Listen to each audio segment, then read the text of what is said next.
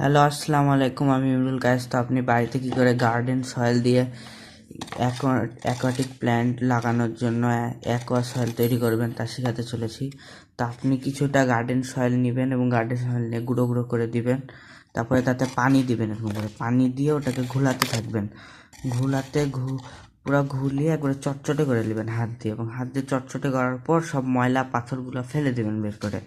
ময়লা পাথরগুলো ফেলে দেওয়ার পর এরকম করে গোল গোল ঘুরাবেন মেলাক্ষণ ধরে ঘুরাই নেওয়ার পরে আপনারা এটাকে ছেড়ে দেবেন। যখন এটা মাটিগুলো নিচে বসে পানিগুলো উপরের দিকে চলে আসবে, তখন আপনারা পানিগুলো ফেলে দেবেন। এরকম 5 থেকে 6 বার করবেন।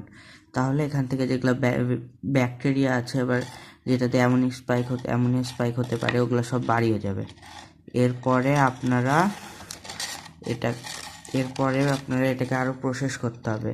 এরপর আপনারা এটাকে আবার পানিতে আরেকবার লাস্ট ধুয়ে নেবেন। ধুয়ে নেওয়ার পর এরকম করে ঘোলাবেন, বেশিক্ষণ ভালো করে ঘোলাতে হবে। ভালো করে ঘোলাবেন। এরকম একটা জগ মগ বা যাই বলুন, এরকম একটা নেবেন, এরকম একটা ঘোলানোর মতো কিছু নেবেন, আর বেশি করে গার্ডেন সয়েল নেবেন, যেটাতে দিবেন পানি দিবেন। দেখুন আমি পানি দিয়ে ঘুলাই দিয়েছি, আর এটা হাত দিয়ে চটকাবেন ভালো করে, আর সব বাইরে বের করে দেবেন ময়লা, চটকাতে। তারপরে এটাকে পানি ফেলার পর যখন এটা একবারে পানি কম হয়ে যাবে, তখন আপনারা এটাকে রোদে দিবেন। এখন আমি এটাকে কয়েকবার ফেলে রোদে দিব। তো রোদে দেওয়ার পর আসি।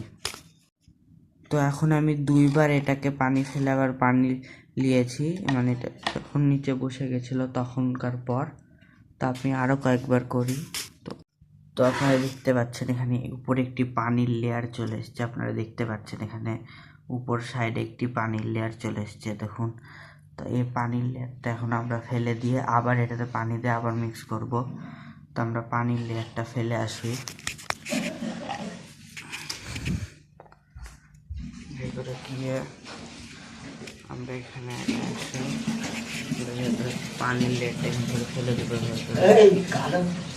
আর এভাবে করে ফেলে দিয়ে আপনারা এভাবে করে তৈরি করবেন।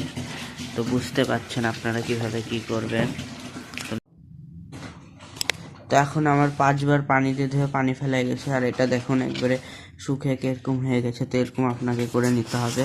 এরকম করে নেওয়ার পর আপনি এটাকে রোদে রেখে শুকাতে পারেন। দেখেন এরকম ল্যাটা হয়ে গেছে। আমি এটাকে পানিটা জমেছিল তা ফেলে আবার দিয়ে ভালো করে 5 বার ধুয়েছি। আর ময়লাগুলো হাত দিয়ে চটকে যেগুলো পাথর আছে বের করে নেবেন, ওগুলো কোনো কাজের না। তারপরে যখন রোদে দিবেন না, দেখেন এটা দেখছেন, এটা বেশি চটচটা না, কিন্তু এটা বেশি চটচটা। দেখেন এটা এগুলো চটচটা।